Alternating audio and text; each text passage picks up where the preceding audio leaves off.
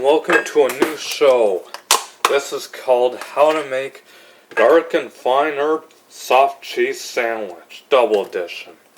First you spread this soft cheese onto the egg bread.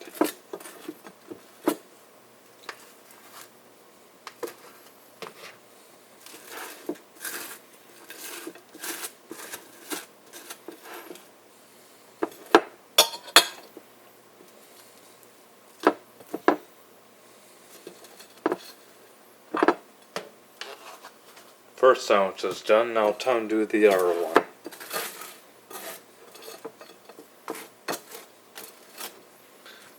Now time for the other bread.